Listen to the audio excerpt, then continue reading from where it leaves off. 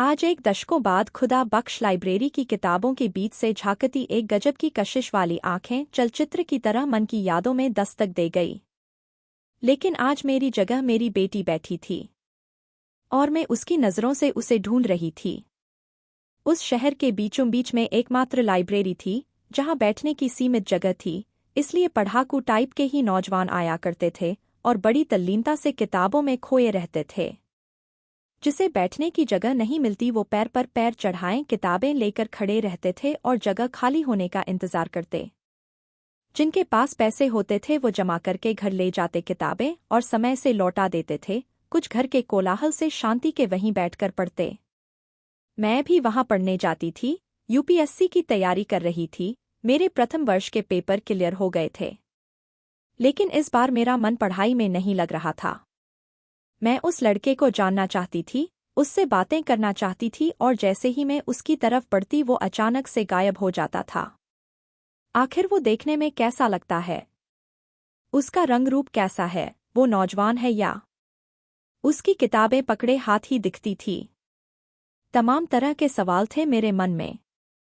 सिर्फ वो कैसे जान जाता था कि मैं उसी से मिलने जा रही हूं? क्या वो मुझे देखकर पाता था? मेरी बेचैनी को लाइब्रेरी की निगरानी रखने वाले चाचा की बूढ़ी निगाहें भाप गई थी।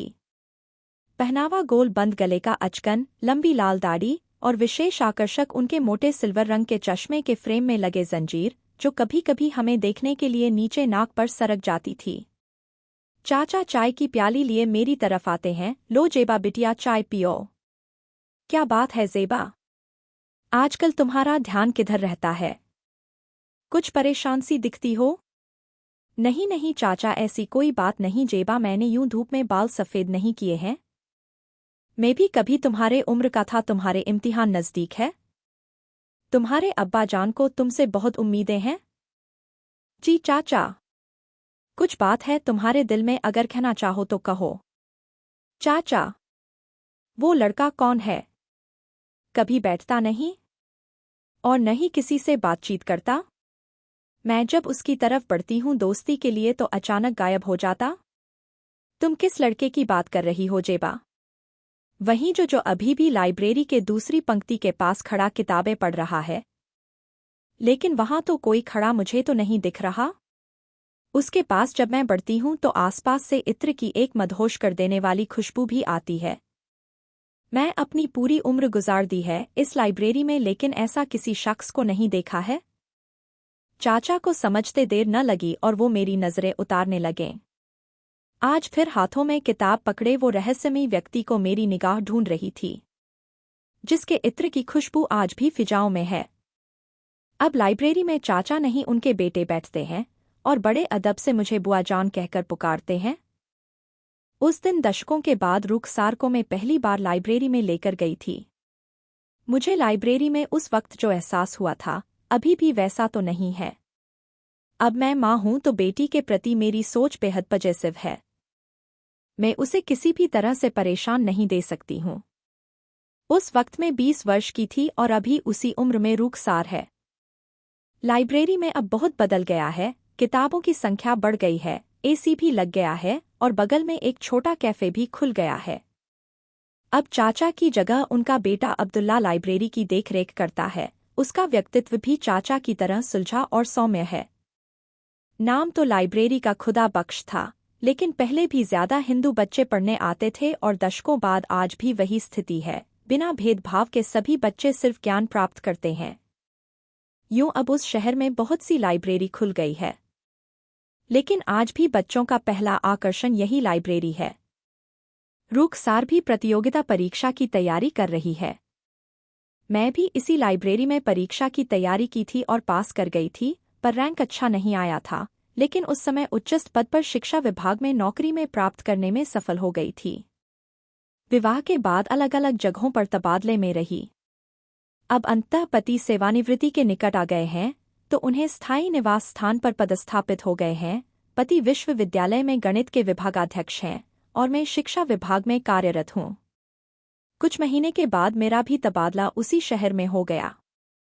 मेरी 2 बेटियों हैं। बड़ी बेटी बीटेक 4 ईयर की छात्रा है।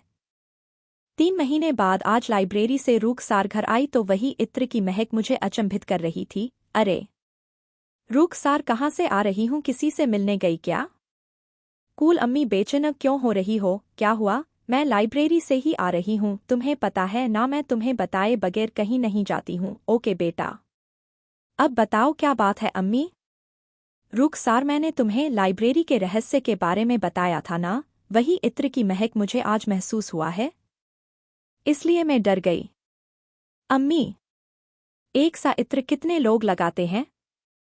ओके बेटा, लेकिन लाइब्रेरी में किसी से ज्यादा दोस्ती नहीं करना। हंसते हुए मैंने पूछा, तुम्हारी बगल वाली कुर्सी पर कौन बैठता है रुखसार? अम्मी, तुमने तो देखा ही, सभी एक कतार में आगे पीछे बैठते हैं। लेकिन हाँ, आजकल बगल की कुर्सी पर रोहन बैठता है। अरे अम्मी, अभी तक तुम वही अटकी बैठी हो। चलो, भूख लगी है, खाना खाते हैं। पापा आ गए क्या यूनिवर्सिटी से? बस आ ही रहे होगे। देखें आज क्या खाना बनाया है रेनू ने। अरे वाह, चावल कड़ी, मेरा फेवरेट लंच। मैं थोड़ा कड़ी पी लेती हूँ अम्मी। पापा के साथ ही खाना खाजगी। मैं कमरे में आराम करने जाती हूँ, पर मेरे दिमाग में वही पुरानी यादें घूम रही है। इत्र की सुगंध मेरे मन को परेशान कर रही थी। कल जाकर फिर एक बार मुआयना कराओ क्या? मेरी आंखें लग गई, इतने में डोर के बजती है। दरवाज़ा खोल दिया गया। आज लाइब्रेरी से जल्दी आ गई रुखसार। तुम्हारा मन तो लग रहा है ना? जी पापा। अरे अम्मी कहाँ है? कमरे में है, आराम कर रही है पापा। अरे बेगम उठिए, आप तो गहरी नींद में लग रही हैं। नहीं जनाब। डोर बेल की आवाज़ सुनी थी, पर अलसाई सी पड़ी हूँ। आप कपड़े बदलकर डाइनिंग हॉल में आइए, मैं खाना निकालती हूँ। ठीक है रुखसार, आओ बेटा खाना खाने। बाप बेटी की अपनी गिटपिट शुरू हो गई है। बेटी के हजारों तरह के सवाल और पिता के जवाब। यह रोहन कौन है? दूसरे दिन सुबह जल्दी उठती हूँ, रात में सपने में भी अजीब तरह के ख्याल आते रहें। दिमाग भी भारी सा लग रहा है, नींद नहीं आ पाई, इत्र की महक मुझे बेचैन करता रहा। रुखसार तैयार हो रही थी लाइब्रेरी जाने के लिए। रुखसार, आओ नाश्ता कर लो, आती हूँ अम्मी। रुखसार, आज मैं तुम्हें लाइब्रेरी छोड़ दूंगी। लेकिन क्यों अम्मी? आज आपको ऑफिस नहीं जाना है क्या? जाऊंगी रुखसार, बहुत दिन हो गए हैं। आज सोच रही हूँ तुम्हारी नानी से मिलते हुए दोपहर तक ऑफिस जाऊं। ठीक है अम्मी। मैं तो सिर्फ मन की शंका मिटाने के लिए जाना चाहती थी लाइब्रेरी, ताकि दिल दिमाग से स्वस्थ हो जाऊं। वहां कोई इत्र की गंध तो नहीं। गाड़ी रुकती है लाइब्रेरी के सामने। रुखसार गाड़ी से उतर जाती है और मुझसे कहा, बाय बाय अम्मी, शाम में मिलती है।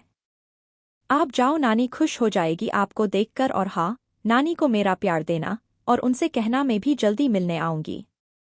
मुझे तो लाइब्रेरी ही आना था, लेकिन ये बात सीधे कैसे करूं रुखसार से, उसे संदेह हो जाएगा। अरे रुखसार, जब आ गई हूं तो जरा अब्दुल्ला से मिल लेती हूं। बुआ, कैसे हैं आप? सब खैरियत है अब्दुल्ला। तुम कहो कैसे हो? खुदा की रहमत है बुआ। थोड़ी देर घर परिवार की बातें करती हूँ, लेकिन मेरा ध्यान इत्र की महक पर अटकी थी। अचानक अब्दुल्ला ने मुझे टोका, बुआ आपको कोई किताब चाहिए क्या? बड़ी देर से आपका ध्यान किताबों के रेक पर अटकी है। कोई किताब पढ़ना है तो ले जाइए, यह आपका ही लाइब्रेरी है। मैंने कहा, अब्दुल्ला, तुम मेरी नज़र को भाप गए और मैं उसी तरफ जाती हूँ जहाँ से मुझे इत्र की गंध आती थी। वहाँ तो सब कुछ ठीक था, मन में खुशी हुई। फिर मेरी नज़र रोहन को ढूंढ रही थी। आई हूँ तो उससे भी मिलती चलूं। आधे घंटे हो गए लेकिन रोहन नहीं आया। फिर मैं एक उपन्यास लेकर वहाँ से निकल गई और अपने मायके पहुंची। नन्हा रेहान, मेरे छोटे भाई का बेटा, दौड़ता हुआ आया और मुझसे लिपट गया। इतने दिन बाद क्यों आई बुआ? और मेरा चॉकलेट कहाँ है? मैंने पर्स से चॉकलेट निकाल कर दिया। वो लेकर अपने बहन की तरफ भागा। कैसी हो अम्मी? इतने दिनों बाद तुम्हें मेरी याद आई बिटिया। क्या करूं? ऑफिस से फुर्सत नहीं मिलती। आज रुखसार को लाइब्रेरी छोड़ते हुए सोचा आप सभी से मिल लूं। चलो, अच्छा किया ज़ेबा। रुखसार की पढ़ाई लिखाई कैसी चल रही है? अच्छी चल रही है। और जमाई बाबू कैसे हैं? मज़े में हैं अम्मी। मियाँ की दौड़ मस्जिद तक लगी रहती है, दिन भर यूनिवर्सिटी में गुजर जाता है। सबीना, भाई की पत्नी, कहाँ हो? आई दी, चाय बना रही हूँ। अरे जल्दी करो, मुझे ऑफिस भी जाना है। मुझे आज लाइब्रेरी जाकर और वहाँ सब कुछ ठीक देखकर मन को शांति मिली। रात में सोई नहीं थी तो बिस्तर पर जाते ही गहरी नींद आ गई। डोर बेल की आवाज से नींद खुलती है। जाकर दरवाजा खोला तो आज फिर रुखसार अपने साथ इत्र की महक लेकर आई। अरे रुखसार, फिर वही इत्र की गंध तुम्हारे बदन से आ रहा है। अम्मी, आप बेजा परेशान हो रही हो? आपके दिमाग पे चढ़ गया है? मुझे तो ऐसी कोई गंध नहीं मिल रहा है। नहीं रुखसार, ऐसा नहीं है। ठीक है, आज पापा से भी पूछ लेना, उन्हें कोई महक का एहसास होता है।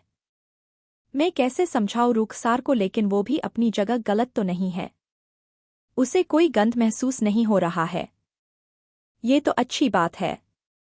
पता नहीं मुझे क्या हो गया है। मैं कहीं डिप्रेशन में नहीं चली जाऊं? मुझे खुद पर कंट्रोल करना होगा। बार बार एक ही बात रुखसार के सामने कहेंगी तो उसका पढ़ाई से मन विचलित हो जाएगा। अब मैं उसे नहीं टोकूंगी।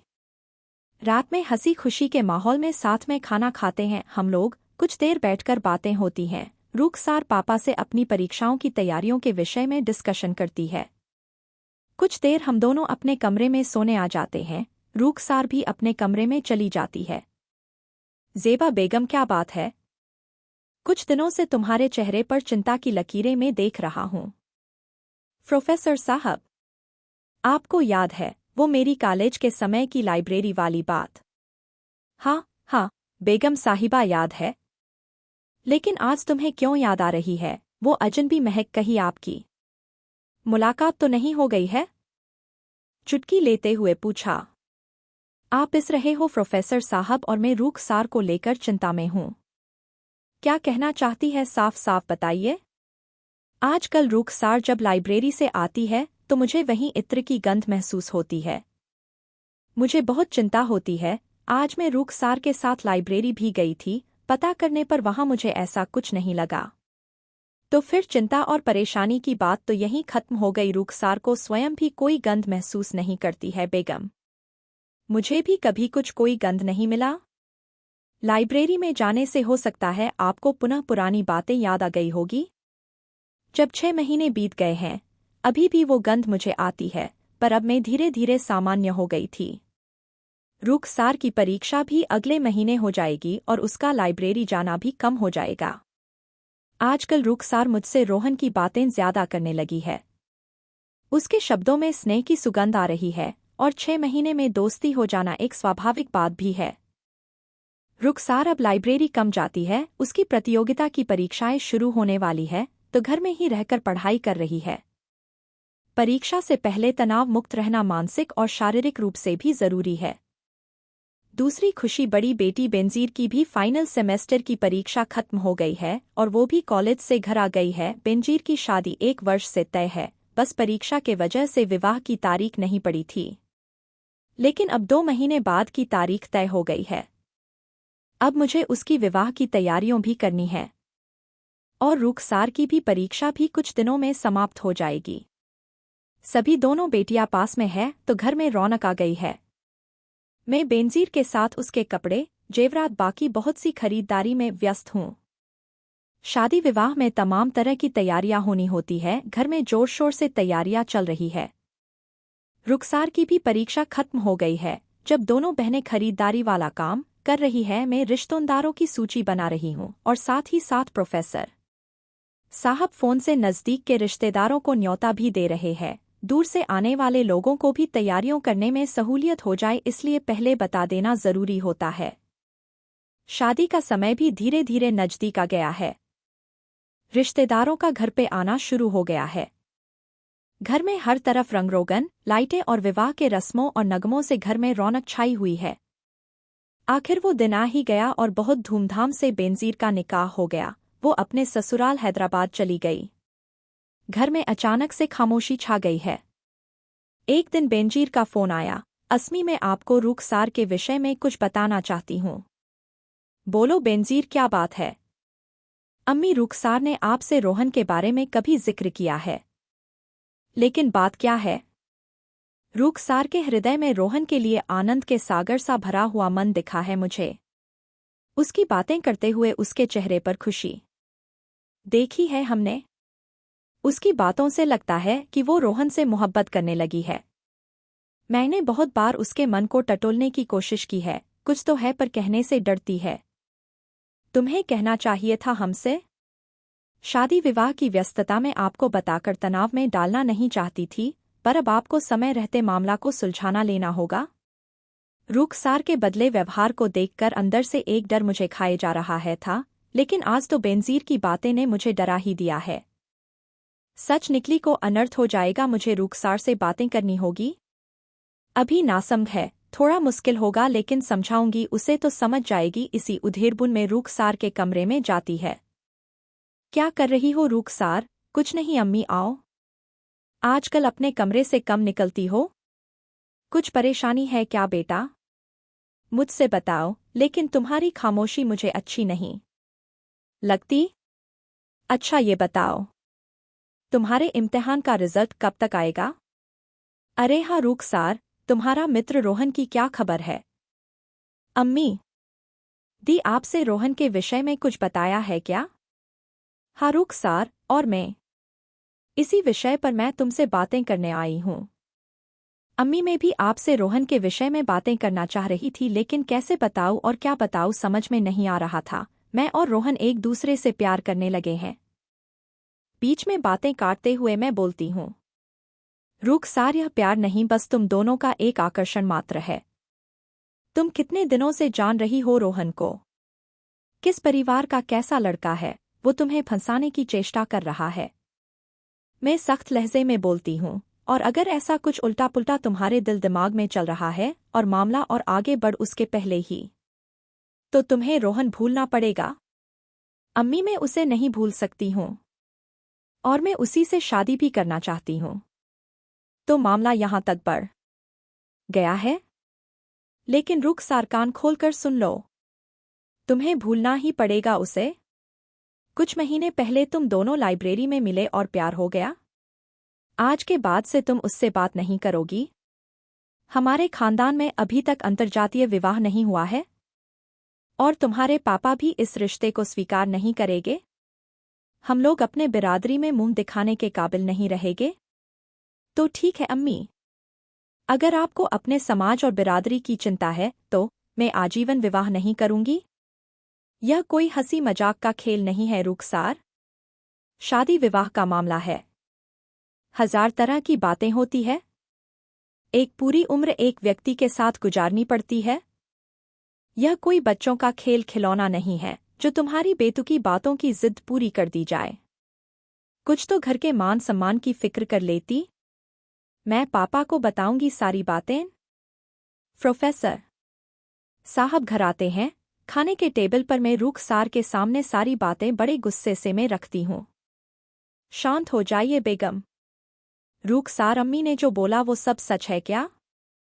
मैं तुमसे जानना चाहता हूँ। हाँ पापा, ये सच है। लेकिन बेटा, रोहन कौन है? किस परिवार का लड़का है? क्या करता है? उसका आगे क्या भविष्य है? शादी विवाह का मामला है, ये सारी बातें जानने होगी। उस पर से जाति भी अलग है। यह शादी संभव नहीं, तुम उसे भूल जाओ। नहीं पापा, मैं नहीं भूल सकती। ठीक है रुखसार, मैं एक बार पहले रोहन से मिलना चाहूंगा, फिर उसके माता पिता से। अरे प्रोफेसर साहब, ये आप क्या बोल रहे हैं? मिलने का तो कोई सवाल ही नहीं उठता। ये शादी नहीं हो सकती, बस मैंने बोल दिया। धैर्य रखिए बेगम, शांत जाइए, गंभीर मसला है। एक बार मिलकर बात करनी होगी। रुखसार, कल रोहन से कहना अपने पिता के साथ मुझसे आकर मिले। रोहन अनाथ है। यह सुनकर हम दोनों के पैर के नीचे से जमीन जैसे खिसक गई। और शायद किसी भी बेटी के माँ बाप की यही स्थिति ऐसी ही होगी जो इस वक्त हम दोनों की है। ये क्या कह रही हो रुखसार? प्रोफेसर साहब कहते हैं, जिस लड़के का कोई अस्तित्व पहचान ही नहीं है, तुम उससे विवाह की बात कर रही हो? खुदा न करे। लेकिन अगर कोई अनहोनी हो जाएगी, तब हम लोग किससे समझौते की बात करेंगे? तुम्हें पता था रोहन अनाथ है, फिर भी तुमने उसे अपने हमसफर के रूप में चुना। लेकिन अब कान खोलकर सुन लो, किसी तरह से रोहन से तुम्हारी शादी संभव नहीं। तुम्हें उसे भूलना ही पड़ेगा। अब कोई बहस नहीं, आज से इस टॉपिक पर कोई चर्चा नहीं होगी। लेकिन पापा, एक बार रोहन से मिल तो लीजिए, इसमें उसका क्या कसूर है? जिसका कोई नहीं होता, उसे जीने का कोई अधिकार नहीं। चुप करो, मेरा हाथ उठ जाएगा रुखसार, लेकिन प्रोफेसर साहब ने मुझे रोक लिया। अब बस करो रुखसार, बहुत सुन ली तुम्हारी बेफिजुल की बातें, अब बदतमीजी बंद करो, हमारे प्यार का नाजायज फायदा उठा रही हो। मुझे अफसोस हो रहा है, तुम्हें इतनी अच्छी तालीम क्यों दी? एक लड़के के लिए तुमने पिता का भी अदब करना भूल गई। रुखसार रोते हुए कमरे में चली गई। मैं सिर पे हाथ रख कर बैठी हूँ। मैं क्यों इसे लाइब्रेरी लेकर गई? मेरे वजह से ही यह दिन देखना पड़ रहा है। अरे जेबा, रोना बंद करो, गंभीर मामला है, ठंडे दिमाग से सोचना पड़ेगा और रुखसार को भी प्रेम से समझाना पड़ेगा। क्या समझाएंगे प्रोफेसर साहब? बिगड़ गई है लड़की। नहीं जेबा, रुखसार जिस उम्र में है, इस तरह की घटना होना स्वाभाविक है। अगर कुछ गलत कदम उठा लिया तो हम लोग जीते जी मर जाएंगे। कहा जाता है ना कि जब कोई किसी से गहरे प्रेम से जुड़ा होता है, तब उसे हर इंसान दुश्मन की तरह नजर आता है। और अभी रुखसार की हालत भी ऐसी ही है। वो रोहन के साथ गहरे प्रेम में है और उसे अभी हमारी बात भी अच्छी नहीं लगेगी और वह अपने प्रेम को पाने के लिए किसी भी हद तक जा सकती है। इसलिए अभी एक बार मिल लेते हैं रोहन से, उसके बाद विचार किया जाएगा। अभी रोहन नौकरी में भी नहीं आया है, तो कुछ महीने विवाह को टाला भी जा सकता है। हो सकता है इस बीच रुखसार का मन बदल जाए और अभी बात को अपने तक ही सीमित रखेंगे। ठीक है प्रोफेसर साहब, जैसा आप उचित समझे। प्रोफेसर साहब, रुखसार तुम कल रोहन को घर बुला लो, मैं उससे मिलना चाहूंगा। थैंक यू पापा। पिता की बातें सुनकर मानो उसके प्राण उन्मत्त हो उठे। पूरे विश्व की खुशी उसके दामन में सिमटा जा रहा था। रात करवटों में बीती। सुबह उठकर रुखसार अम्मी को प्यार से गले लगाया। अम्मी, माफ कर दो मुझे, मैंने आपसे और पापा से बदतमीजी की। रुखसार के चेहरे दमक रहे थे, उसकी निगाहें दरवाजे की तरफ टिकी हुई थी। डोर बेल बजता है, रुखसार दरवाजा खोलती है। रोहन अंदर आता है। गजब का सम्मोहन रोहन के व्यक्तित्व में। उसके घर में प्रवेश करते ही ऐसे महसूस हुआ जैसे कोई साक्षात खुदा का बंदा मेरे द्वार आया है। मैं और प्रोफेसर साहब हतप्रभु से एकटक देखे जा रहे थे। अचानक मेरी तंद्रा टूटी। रोहन छूकर, प्रण, क्या मैं आपको अम्मी बुला सकता हूँ करता है? और बोला। मैंने कहा जरूर। मैंने पूछा, रोहन तुम्हें अपने मम्मी पापा के बारे में कुछ पता है? उसने कहा, मैंने जब से जन्म लिया है अपने आप को अनाथालय में पाया है। अब बस नौकरी का इंतजार है। उम्मीद है अच्छी नौकरी मिल जाएगी। उसके बाद अम्मी, मैं आपके और पापा की इजाजत से रुखसार से शादी करना चाहूंगा। बहुत देर तक रोहन से उसके जीवन के बारे जानने का प्रयास किया और उसने भी खुलकर साफ कोई से बातें की। एक प्रभावशाली व्यक्तित्व का मालिक लगा। मैंने एक बार उसके साथ अनाथालय जाने की इच्छा जाहिर की। जरूर ले चलूंगा अम्मी, पूरा अनाथालय मेरा परिवार है। अब मैं चलूंगा, रात बहुत हो गई है। रोहन पहली ही मुलाकात में मन जीत लिया है, लेकिन एक बार अनाथालय जाकर उसके बारे में अच्छे से पता करके तसल्ली कर लूं। विवाह का मामला है। रोहन जाति से परे सचमुच खुदा का बंदा है। विवाह के लिए हम लोगों की तरफ से तो हाफ है। अब रुखसार की शादी की तैयारियों करनी है। अब विवाह में कोई अड़चन भी नहीं। विवाह अच्छे से संपन्न हो जाए, अब आगे क्या? सब कुछ ठीक रहे। 1 महीने बाद का दिन तय हुआ। अब बुजुर्गों ने सवाल उठाया, विवाह किस रीति रिवाज से होगा? हम लोगों ने तय किया कोर्ट मैरिज करके एक शानदार रिसेप्शन दे दिया जाए। देखते देखते 1 महीने का समय बीत गया। रुखसार और रोहन की रिसेप्शन पार्टी भी हो गई। सभी मेहमान रोहन से मिलकर प्रभावित हुए। रोहन को हमने कहा था कि शादी के बाद रुखसार को लेकर हमारे साथ ही रहे, लेकिन उसने कहा नहीं अम्मी मैं मकान ले लिया हूँ और विवाह के बाद वहीं रहूंगा। हमने कहा जैसा ठीक लगे तुम दोनों को, बस खुश रहो। रिसेप्शन के बाद रोहन और रुखसार अपने घर में रहने लगे। रुखसार के जाने के बाद घर सुना लगने लगा, पर दोनों का वैवाहिक जीवन मजे में कट रहा था। आना जाना लगा रहता था, कभी रुखसार और रोहन आ जाते थे, कभी हम दोनों चले जाते थे। विवाह के 6 महीने बीत गए। एक दिन मैं ऑफिस से आ रही थी, सोचा रुखसार से मिलती चलूं। दरवाजे पास पहुंची ही कि मुझे इत्र की गंध आ रही थी और बहुत से लोगों की बातें करने और हंसने की आवाजें आ रही थी। मेरे पैर ठिठक गए, सोचा अंदर जाओ कि नहीं, लगता है दोस्त आए हुए हैं, बच्चे एंजॉय कर रहे हैं, चलो फिर आ जाऊंगी। मैं घर की तरफ बढ़ गई और सोचा रुखसार से बात ही कर लूं। रुखसार का फोन स्विच ऑफ बताया।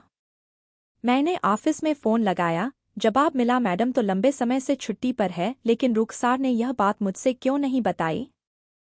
रुखसार के जीवन में सब कुछ ठीक ठाक तो या कुछ गड़बड़ है, लेकिन बातचीत से तो रुखसार खुश नजर आती है। लंबे अरसे के बाद आज फिर इत्र की गंध मुझे परेशान कर रही थी। मैं गाड़ी पर बैठे सोच रही थी रुखसार भी घर में नहीं है, आखिर घर से इत्र की गंध कैसे आ रही है, चलकर पता कर लूं रोहन किसके साथ पार्टी कर रहा है रुखसार की अनुपस्थिति में। औरतों की आवाज भी आ रही थी, काहे मेरी बेटी की पीठ पीछे रोहन कुछ गलत काम तो नहीं कर रहा। माँ हो शक आ गया है मन में, तो इसे दूर कर लेना ही सही रहेगा। और मैंने पुन गाड़ी रुखसार के घर की ओर ले ली। अभी भी हंसने बोलने और बातचीत की आवाज आ रही, मुझे मन का शक दूर करना था, इसलिए मैंने दरीचे से झांक कर देखा तो मेरे तो होश उड़ गए। अंदर कोई नहीं था, सिर्फ आवाजें आ रही थी। मेरी नजर रोहन को ढूंढ रही थी, देखा अचानक एक आदमी उल्टे पांव चलकर बिस्तर की तरफ आ रहा है। अरे यह तो रोहन की तरह दिख रहा है। मेरा पूरा शरीर भय से कांप रहा था, क्या करूं? अंदर जाऊं? रोहन से बात करूं? यह घर भूतहा है, कुछ अनिष्ट होने से पहले घर बदल लो। लेकिन रोहन क्या सोचेगा? मैं दरवाजा नॉक करने के लिए आगे बढ़ी, अरे ये क्या? दरवाजे पर तो ताला लटका हुआ है। दरवाजा बंद है, तो अंदर कौन है, किसकी आवाजें आ रही है? वो रोहन के जैसा कौन आदमी है? घबराहट के मारे मुझे लगा मैं बेहोश हो जाऊंगी। रुखसार से बताऊं, लेकिन वो इन बातों पर विश्वास नहीं करती है। मैंने गाड़ी में बैठकर पानी पिया, फिर मैंने सोचा रोहन से ऑफिस में जाकर मिलती हूँ, उसको सारी बात बताऊंगी जो हमने देखा है, और कहूंगी घर बदल ले जल्दी। ऑफिस के अंदर जाती हूँ और अपना परिचय देती हूँ और बताती हूँ मैं रोहन से मिलने आई हूँ। मैडम यहाँ इस नाम का कोई ऑफिसर काम नहीं करता है। अब क्या करूँ? मैं पसीना से तरबतर, दिमाग शून्य होते जा रहा था। प्रोफेसर साहब को फोन करती हूँ, आप रुखसार के घर आइए। लेकिन क्या बात है? आप हाफ क्यों की रही हो बेगम, सब ठीक तो है? यहाँ आइए मैं सब बताऊंगी। मैं गाड़ी में बैठी फक कर रो पड़ी। मैं रास्ते में रुककर प्रोफेसर साहब का इंतजार करती हूँ। उनके आने के बाद मैं रुखसार के घर की तरफ आगे बढ़ती हूँ। अरे ये क्या? रुखसार का घर कहाँ गया? अरे अभी तो 1 आध घंटे पहले यही था। मैंने जो अपनी नग्न आंखों से देखा था वो सारी बातें एक सुर में प्रोफेसर साहब को बता दिया। दोनों अचंभित है। प्रोफेसर डॉट साहब हो गया, मेरी रुखसार मुझे ला दो। रोहन जिन्न था और रुखसार को क्यों पान चाहता था, इस बात का पता कैसे चलेगा? इत्र का रहस्य ही रह जाएगा, या कभी पता लग पाएगा? मैं रुखसार को नहीं पाकर दहाड़े मारकर रो रही थी। प्रोफेसर साहब की आंखों में भी दर्द झलक रहा था। एक पिता का दिल भी जोर जोर से धड़क रहा था। हम दोनों कतरवे विमुड़ होकर अपनी आंखों से अपनी बेटी का घर, जो कि उसने बड़े अरमानों से सजाया था, और उस घर में मेरी बेटी रुखसार ही नहीं थी। आंखों के सामने यह सब भयावह दृश्य देखकर मन जार जार रो रहा था। हम दोनों एक दूसरे को संभाल रहे थे। मेरे शौहर खुद को भी संभालते हैं और मुझसे कहते, बेगम उठो, चलो, हमें रुखसार के बारे में पता लगाना होगा। रोहन आखिर ऐसे क्यों किया? प्रोफेसर साहब हमें सहारा देकर उठाते हैं और हम दोनों इस वक्त नज़दीक में मेरी अम्मी के घर पहुंचते हैं। घर पहुंचने में रात के 10 बज चुके थे। भाई दरवाज़ा खोलता है। इतनी रात गए हम दोनों को देखकर घबरा जाता है। मैं उसे पकड़कर चिल्ला चिल्लाकर रो रही थी। अरे क्या बात है दीदी, बताओ तो सही। रोने की आवाज़ सुनकर अम्मी और भाभी भी बाहर आ जाती है। अम्मी मुझे अपने सीने से लगाकर चुप कराती है और पूछती है, क्या हुआ बेटा, कुछ तो बताओ। अम्मी मैं लूट गई, रोहन ने रुखसार को मार दिया। अरे यह क्या बोले जा रही हूँ ज़ेबा, तू पागल तो नहीं हो गई हो? अम्मी रोहन जिन्न है। अरे ये तू क्या बके जा रही है, शुभ शुभ बोल बच्ची। नहीं अम्मी ये सच है, मैंने अपनी आंखों से सब कुछ देख कर आई हूँ। वह दुष्ट मेरी रुखसार को हमसे छीन लिया। क्या देखा मुझसे बता। ज़ेबा एक सांस में पूरी कहानी अम्मी को सुनाती है। सभी लोग ऐसी बातें सुनकर सदमे में हैं। अम्मी तुम्हें भ्रम हो गया होगा ज़ेबा, रोहन बहुत ही नेक बच्चा है। नेक बच्चा था अम्मी, लेकिन वह सब छलावा था जिसे न हम लोग समझ सके न ही रुखसार। अब क्या होगी अम्मी? मुझे मेरी रुखसार चाहिए। ढास रखो ज़ेबा, मैं कुछ सोचती हूँ। अम्मी ने कहा, मैं एक तांत्रिक को जानती हूँ। वह हठयोगी है, अपनी साधना के बल पर सब कुछ बता देता है। धीरे धीरे ये बात आग की तरह नाते रिश्तेदारों और सगे संबंधियों तक फैल गई। कुछ ने तंज भी मारे, कहा था अनाथ लड़का है, इसके माँ बाप किसी का कोई अतापता नहीं है। रुखसार की जिद को नहीं मानो, लेकिन थोड़े पढ़ लिख कर शहर में रहने लगे, में क्या आ गए, तुम्हारे तो पर ही लग गए थे। घर के बुजुर्गों की भी बातों को अनसुनी करके निकाह कर डाले बेटी का। ज़ेबा हाथ जोड़ लेती है, हम लोग अभी खुद ही बहुत परेशान हैं। अगर आप तसल्ली नहीं दे सकते तो प्लीज़ अभी ताने भी न मारे, मुझसे अभी ताने सुनने की हिम्मत नहीं है। प्रोफेसर साहब भी यही विनती करते हैं। माना गलती हुई है हम लोगों से, पर अभी वक्त नहीं इस तरह के ताने देने का, हमने अपनी बेटी खोई है। रहम कीजिए, हो सके तो सच्चाई पता लगाने में हमारी मदद करें। अम्मी उस तांत्रिक के पास लेकर जाती है। मुझे भय होता है साधक का देखकर। काले वस्त्र, लंबी जटाएं, लाल लाल आंखें, एक चिमटा और लपलपाती अग्नि के पास साधना में लीन था। हमें उसके शिष्य से बैठने का इशारा मिलता है, हम लोग बैठ जाते हैं। अचानक आंखें खोलकर अद्वास हंसता हुआ तांत्रिक कहता है, लड़का पूर्व जन्म में तेरी बेटी का प्रेमी था और विवाह पूर्व उसकी हत्या कर दी गई थी और उसकी रूह अपनी प्रेमिका को पाने के लिए बरसों से भटक रही थी। वह लड़की रुखसार थी। उस लड़के की इंसान के रूप में कभी जन्म हुआ ही नहीं था। वह एक ऐसा जिन्न था जो इंसान का रूप ले सकता था। लेकिन बाबा, उसने मेरी बेटी से विवाह क्यों किया? वह तो उसे ऐसे ही ले जा सकता था, मार सकता था, क्योंकि यह अपनी पूर्व जन्म की अतृप्त इच्छा को पूरा करना चाहता था। और वह जिन वर्षों से तुम्हारा पीछा कर रहा था, मूर्ख औरत। लेकिन मेरा क्यों? क्योंकि तुमने ही मरवाया था। उसकी दोनों स्थितियों जीत हो गई। उसने रुखसार को पा भी लिया और तुमसे प्रतिशोध भी पूरा हुआ। इसलिए वह तुम्हारे सामने से उसे बाइज्जत ब्याह करके ले गया। वह रुखसार के साथ जीवन जीना भी चाहता था। लेकिन जब तुमने उसकी असलियत जान गई, जिन एक बार अपने असली रूप में आता है, और उस दिन तुमने उसको देख लिया, तो उसने रुखसार को हमेशा के लिए अपनी दुनिया में ले गया। जैसा वह पूर्व जन्म में तड़पा था, दर्द सहा था, वो चाहता था तुम भी तड़पो, उस दुख पीड़ा को महसूस करो। उसकी दोनों स्थितियों में जीत हुई। वह अपना प्रतिशोध मिटा लिया और अपनी प्रेमिका को भी अपनी दुनिया में ले गया, और रोहन को भी मुक्ति मिल गई। दोबारा वह इस धरती पर इंसानों के बीच रहना नहीं चाहा। बाबा, क्या रुखसार फिर से वापस नहीं आ सकती है? यह संभव नहीं, असंभव। एक बार रुखसार को देखना चाहती हूँ। बाबा, इस घटना के वर्षों बाद मैं एक दिन उधर से गुजरती हूँ। देख, एक खूबसूरत कमसिन युवती कुछ सामान लिए मुझे मुस्कुराते हुए देखा और घर का दरवाज़ा खोलकर अंदर चली जाती है।